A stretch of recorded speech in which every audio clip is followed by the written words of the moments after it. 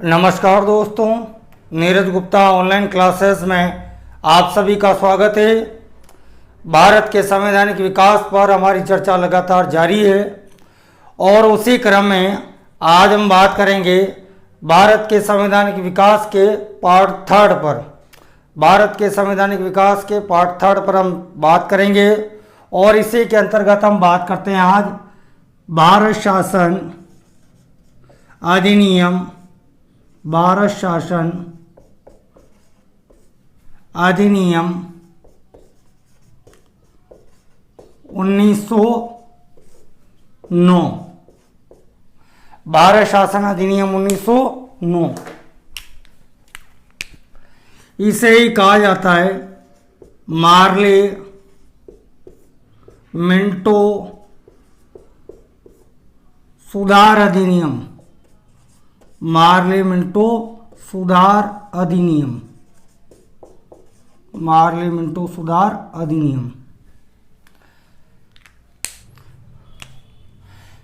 मार्ले जो था ये भारत मंत्री या इसी को कहा जाता था भारत सचिव। भारत सचिव, भारत मंत्री का पद भारत शासन अधिनियम 1858 के अंतर्गत अस्तित्व में आया था और इसी अधिनियम के अंतर्गत भारत परिषद का भी गठन किया गया था। और इस समय इस भारत परिषद में दो भारतीय सदस्य थे, एक तो के.जी. गुप्ता और दूसरे थे सैयद हुसैन बिलग्रामी। सैयद हुसैन बिलग्रामी ये दो भारतीय सदस्य थे और इनकी नियुक्ति 1907 में की गई थी। इन दोनों सदस्यों की नियुक्ति कब की गई? 1907 में। आप यहाँ पे इस बात को ध्यान रखना कि भारत परिषद में सर्वप्रथम नियुक्त होने वाले दो भारतीय सदस्य कौन कौन थे? एक तो के.जी. गुप्ता और दूसरे सैयद हुसैन बिलग्रामी। और जो मिंटो है, यहाँ पे आप इस बात को भी ध्यान रखें कि ये लॉर्ड मिंटो सेकंड था, फर्स्ट वाला नहीं था। मिंटो ये वायसराय था और इस वायसराय की कार्यकारी परिषद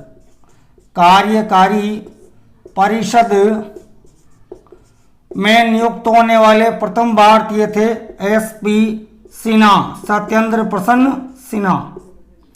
वायसराय की कार्यकारी परिषद में नियुक्त होने वाले प्रथम भारतीय कौन थे? एस.पी. सिन्हा, सत्येंद्र प्रसन्न सिन्हा। इस बात को भी आप ध्यान रखें।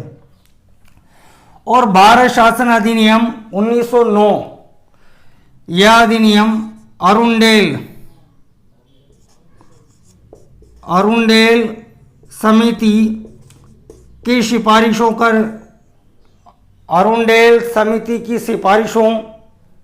पर लाया गया था।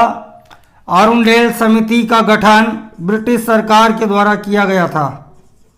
अरुंडेल समिति का गठन किसके द्वारा किया गया? ब्रिटिश सरकार के द्वारा। और इस कमेटी का गठन 1906 में किया गया। और किस लिए किया गया? भारत में राजनीतिक सुधारों के लिए। भारत में राजनीतिक सुधारों के लिए इस समिति का गठन किया गया था और इसी समिति की सिफारिशों के आधार पर ब्रिटिश संसद के द्वारा भारत शासन अधिनियम 1909 या मार्ले मिंटो सुधार अधिनियम को पारित किया था। इस बात को भी आप ध्यान रखें। इसके बाद हम आगे बात करते हैं कि वो कौन सी परिस्थितियां थी जिसके कारण ब्रिटिश सरकार इस अधिनियम को लेकर के आई। उन परिस्थितियों पर भी हम, उन कारणों पर भी बात कर लेते हैं।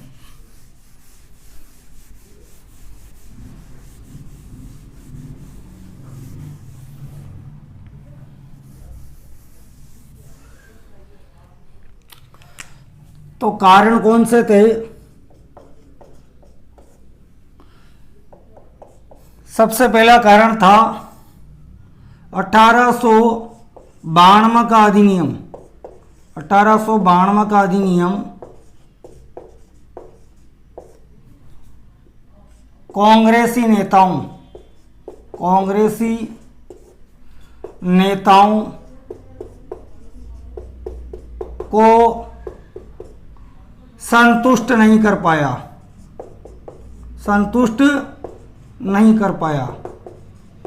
1892 का अधिनियम कांग्रेसी नेताओं को संतुष्ट नहीं कर पाया। हमने पिछले वीडियो में बात की थी कि 1885 में भारतीय राष्ट्रीय कांग्रेस की स्थापना हो चुकी थी और कांग्रेस की स्थापना के साथ ही इसके शुरुआती चरण में इस पर उदारवादियों का वर्चस्व था और उदारवादियों की मांग पर ही 1892 का भारत शासन अधिनियम ब्रिटिश संसद के द्वारा पारित किया गया था। लेकिन इस अधिनियम के प्रावधानों को लेकर के कांग्रेस के उदारवादी व उग्रवादी नेताओं के मध्य मतभेद व्याप्त हो गए, क्योंकि उदारवादियों का मानना था कि अंग्रेजों का शासन भारत के हित में है, अंग्रेज न्यायप्रिय लोग हैं और ये भारत को शिक्षित व सुसभ्य बनाएंगे। ये अपनी मांगों को ब्रिटिश सरकार के समक्ष याचनाओं के माध्यम से, प्रार्थना पत्रों के माध्यम से रखने के पक्ष में थे, जबकि उग्रवादी नेताओं का मानना था कि हमें राजनीतिक अधिकारों की प्राप्ति के लिए एक लंबी लड़ाई लड़नी पड़ेगी और उग्रवादी दल के नेताओं के द्वारा उदारवादी नेताओं की जो कार्य प्रणाली थी उसे राजनीतिक भिक्षावृत्ति की संज्ञा दी गई। राजनीतिक भिक्षावृत्ति की संज्ञा दी गई। तो उदारवादी एवं उग्रवादी नेताओं के मध्य ब्रिटिश सरकार से राजनीतिक अधिकारों की मांग किस तरीके से की जाए उस तरीके को लेकर के वैचारिक वैमनस्य यानी भिन्नता थी। तो एक तरह से खास तौर से कांग्रेस के उग्रवादी नेताओं को यह अधिनियम संतुष्ट नहीं कर पाया था। दूसरा कारण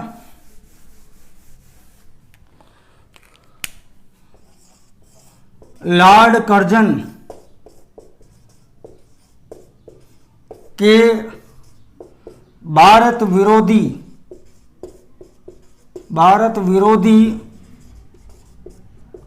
कार्यों से भारतीय जनता में असंतोष।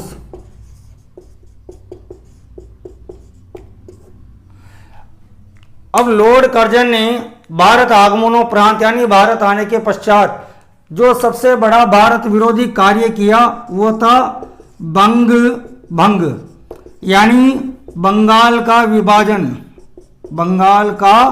विभाजन। ये सबसे बड़ा भारत विरोधी कार्य इसने किया था। बंगाल में बढ़ती हुई राष्ट्रवादी गतिविधियों पर अंकुश लगाने हेतु बंगाल का विभाजन किया गया था। खास तौर से हिंदुओं को मुस्लिमों से अलग करने के लिए ये विभाजन किया गया था। बंगाल में राष्ट्रवादी गतिविधियां लगातार बढ़ रही थी। उन बढ़ती हुई गतिविधियों को रोकने के लिए ये विभाजन किया गया था और इस बंगाल विभाजन के दौरान बड़े पैमाने पर स्वदेशी व बहिष्कार आंदोलन चलाया गया। कौन सा आंदोलन चलाया गया? स्वदेशी व बहिष्कार आंदोलन। इस आंदोलन के अंतर्गत वंदे मातरम गीत रातों रात बंगाल का राष्ट्रीय गीत बन गया। विदेशी वस्त्रों की होली जलाई गई। रक्षाबंधन को हिंदू और मुस्लिम समुदायों के द्वारा एक त्योहार के रूप में मनाया गया। एक कवि हैं रविन्द्रनाथ टैगोर उनके द्वारा एक गीत लिखा गया, आमरा सोनरा बंगला। उस गीत के माध्यम से राष्ट्रवाद को पनपाने का प्रयास किया गया। तो इस लॉर्ड कर्जन के द्वारा जो ये कार्य किया गया था, इससे भी भारतीय जनता में गहरा असंतोष था। जो तीसरा रीजन है वह है राष्ट्रीय आंदोलन पर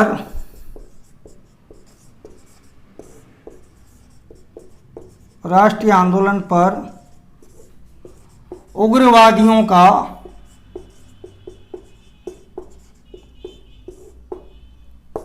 बढ़ता प्रभाव।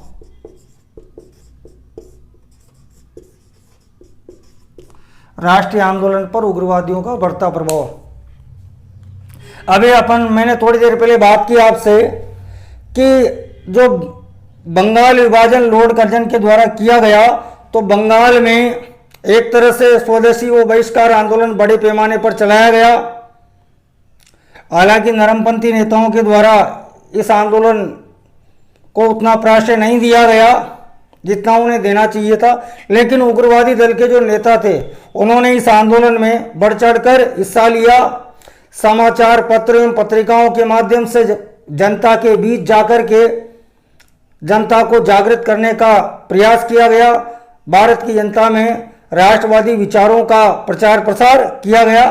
तो ये भी एक रीजन था कि राष्ट्रीय आंदोलन पर उग्रवादियों का प्रभाव लगातार बढ़ता जा रहा था, और बढ़ते हुए उग्रवादियों के प्रभाव को रोकने के लिए उदारवादियों को संतुष्ट करना आवश्यक महसूस किया जा रहा था। भारत शासन अधिनियम 1909 को पारित करने के पीछे ब्रिटिश सरकार का क्या उद्देश्य था? तो उदारवादियों एवं मुस्लिमों को संतुष्ट करना।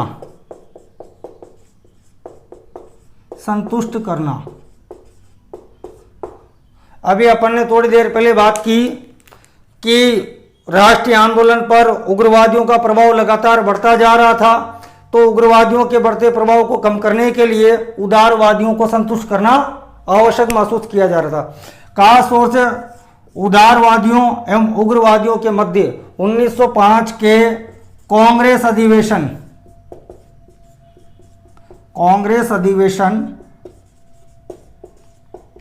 यह अधिवेशन बनारस में हुआ था। 1905 के कांग्रेस अधिवेशन से उदारवादियों एवं उग्रवादियों के मध्य विवाद की शुरुआत हुई, और 1907 के सूरत कांग्रेस अधिवेशन में 1907 के सूरत कांग्रेस अधिवेशन में कांग्रेस का क्या हुआ? विभाजन हो गया, और उग्रवादी दल के नेताओं को कांग्रेस से निकाल दिया गया। इसी तरह से मुस्लिम समुदाय को भी संतुष्ट करने का प्रयास किया जा रहा था।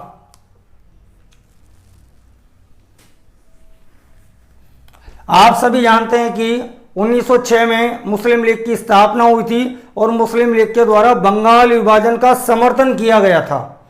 मुस्लिम लीग के द्वारा बंगाल विभाजन का समर्थन किया गया था। तो ये हमने उद्देश्य पर भी बात कर ली। अब हम बात करते हैं अधिनियम के महत्वपूर्ण प्रावधान कौन कौन से थे। अधिनियम के महत्वपूर्ण प्रावधान 1909 के अधिनियम के महत्वपूर्ण प्रावधान क्या क्या थे? सबसे पहला प्रावधान, भारत में सांप्रदायिक निर्वाचन की शुरुआत। भारत में सांप्रदायिक निर्वाचन की शुरुआत।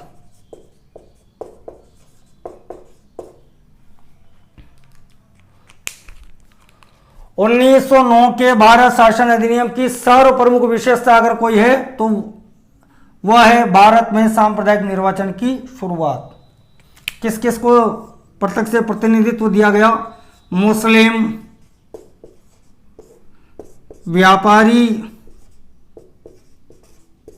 व जमींदार, इन्हें प्रत्यक्ष से प्रतिनिधित्व दिया गया। अर्थात मुस्लिम निर्वाचन क्षेत्रों में मुस्लिम प्रतिनिधियों का चुनाव मुस्लिम जनता के द्वारा ही किया जाना था। इस अधिनियम से हम ये भी कह सकते हैं कि एक तरह से भारत विभाजन की नींव पड़ी। भारत विभाजन की नींव पड़ी क्योंकि इस अधिनियम के लागू होने के पश्चात भारत में संप्रदायवाद का तेजी के साथ प्रसार हुआ और संप्रदायवाद की जो चरम परिणति थी वह भारत विभाजन के रूप में सामने आई।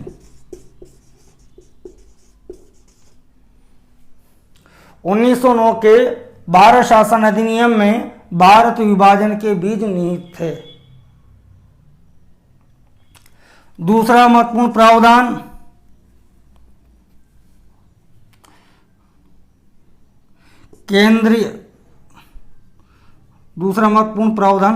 केंद्रीय एवं प्रांतीय विधानसभाओं की सदस्य संख्या में वृद्धि। केंद्रीय एवं प्रांतीय विधानसभाओं की सदस्य संख्या में वृद्धि। सदस्य संख्या में वृद्धि। केंद्रीय विधानसभा में सदस्यों की संख्या 16 से बढ़ाकर कितनी कर दी गई? 60। केंद्रीय विधानसभा में सदस्यों की संख्या 16 से बढ़ाकर कितनी कर दी गई? 60। और इन 60 में से 33 सदस्य ये मनोनीत होने थे और जो 27 सदस्य थे ये निर्वाचित होने थे। 33 तो मनोनीत और 27 निर्वाचित। इसी प्रकार यदि हम प्रांतीय विधानसभाओं की बात करें, यह तो केंद्रीय विधानसभाओं की बात है, और प्रांतीय विधानसभाओं की बात करें तो 3 स्थानों पर बंगाल, मद्रास व बंबई, इन तीनों पर प्रांतीय विधानसभाओं की सदस्य संख्या कितनी निर्धारित की गई? 50। व अन्य प्रांतों में कितनी? 30 सदस्य संख्या निर्धारित की गई। केंद्रीय एवं प्रांतीय विधानसभाओं की सदस्य संख्या में वृद्धि की गई। केंद्रीय विधानसभा में सदस्य संख्या 16 से बढ़ाकर 60 कर दी गई, जिसमें से 33 तो मनोनीत। कौन मनोनीत करेगा? Governor general. और 27 निर्वाचित होने थे। निर्वाचन कैसे होना था? वही अप्रत्यक्ष रूप से ध्यान रखना है। यहाँ पे अभी प्रत्यक्ष निर्वाचन नहीं है, प्रत्यक्ष निर्वाचन 1919 में आएगा। प्रांतीय विधानसभाओं की बात करें तो बंगाल, मद्रास और बंबई की प्रांतीय विधानसभाओं में सदस्य संख्या 50 निर्धारित की गई और अन्य प्रांतों में 30। विधान परिषद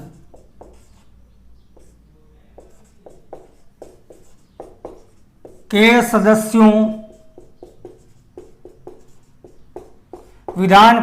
सदस्यों के अधिकारों में वृद्धि। अधिकारों में वृद्धि की गई। यह तीसरा महत्वपूर्ण प्रावधान। कौन कौन से अधिकार दिए गए? जैसे बजट पर संकल्प एवं संशोधित प्रस्ताव रखने की अनुमति दी गई। बजट पर संकल्प एवं संशोधित प्रस्ताव रखने की अनुमति दी गई। अपन ने 1892 में पढ़ा था कि बजट के विषय पर सदस्य प्रश्न पूछ सकते हैं और सुझाव दे सकते हैं, लेकिन यहाँ पर संकल्प एवं संशोधित प्रस्ताव को रखने की अनुमति दी गई। दूसरा बिंदु, अनुपूरक प्रश्न पूछने की अनुमति, अनुपूरक प्रश्न पूछने की अनुमति दी गई। और तीसरा, लोकहित से जुड़े मामलों, लोकहित से जुड़े मामलों पर प्रस्ताव रखने और इस विषय पर मतदान का अधिकार भी दिया गया। यानी लोकहित से जुड़े हुए मामलों पर प्रस्ताव को विधानसभा के सदस्य रख सकते हैं और इन विषयों पर मतदान भी कर सकते हैं। लेकिन यहाँ पे ध्यान रखें, चौथा बिंदु है सशस्त्र बल यानी सेना, विदेश मामले और देशी रियासतें, इन विषयों पर विधान परिषद के जो सदस्य हैं वह किसी भी प्रकार की कोई कार्रवाई नहीं कर सकते हैं। अर्थात इन विषयों पर प्रश्न पूछने तक का अधिकार विधान परिषद के सदस्यों को नहीं था। इस बात को भी आप ध्यान रखें। सशस्त्र बल, विदेश मामले, देशी रियासतों के मामले पर विधान परिषद के सदस्यों को प्रश्न पूछने का अधिकार नहीं था। इसके अलावा इस अधिनियम से संबंधित कुछ महत्वपूर्ण स्टेटमेंट हैं, तो उन पे भी हम बात कर लेते हैं। कौन कौन से स्टेटमेंट हैं, किस किस ने क्या क्या कहा है, किस किस ने क्या क्या कहा है। जैसे सबसे पहले लॉर्ड मिंटो ने क्या कहा है, हम नाग के दांत बो रहे हैं और इसका फल भीषण होगा। हम नाग के दांत बो रहे हैं और इसका फल भीषण होगा। इसके बाद दूसरा स्टेटमेंट है के.एम. मुंशी ने क्या कहा, आप नोट करते रहना, मैं बोल रहा हूं। अंग्रेजों ने उभरते हुए प्रजातंत्र को मार डाला। के.एम. मुंशी ने क्या कहा, अंग्रेजों ने उभरते हुए प्रजातंत्र को मार डाला। और तीसरा स्टेटमेंट है मजूमदार ने क्या कहा, 1909 के सुधार चंद्रमा की चांदनी के समान है। 1909 के सुधार चंद्रमा की चांदनी के समान है। और एक स्टेटमेंट है महात्मा गांधी, इन्होंने क्या कहा, महात्मा गांधी ने कहा कि मार्ले मिंटो सुधारों ने हमारा सर्वनाश कर दिया है। महात्मा गांधी ने क्या कहा, मार्ले मिंटो सुधारों ने हमारा सर्वनाश कर दिया है। तो एक बार और दोहरा देता हूं, लॉर्ड मिंटो, हम नाग के दांत बो रहे हैं, इसका फल भीषण होगा। के.एम. मुंशी, अंग्रेजों ने उभरते हुए प्रजातंत्र को मार डाला, अर्थात प्रजातंत्र की हत्या कर दी। मजूमदार, 1909 के सुधार चंद्रमा की चांदनी के समान है। महात्मा गांधी, मार्ले मिंटो सुधारों ने हमारा सर्वनाश कर दिया है। तो ये आज हमने बात की 1909 के भारत शासन अधिनियम पर, काफ़ी विस्तृत चर्चा की। उम्मीद है आपको ये वीडियो पसंद आएगा। आप कमेंट करके ज़रूर बताएं और इस चैनल को ज़्यादा से ज़्यादा लाइक करें, शेयर करें और चैनल को सब्सक्राइब करें। धन्यवाद।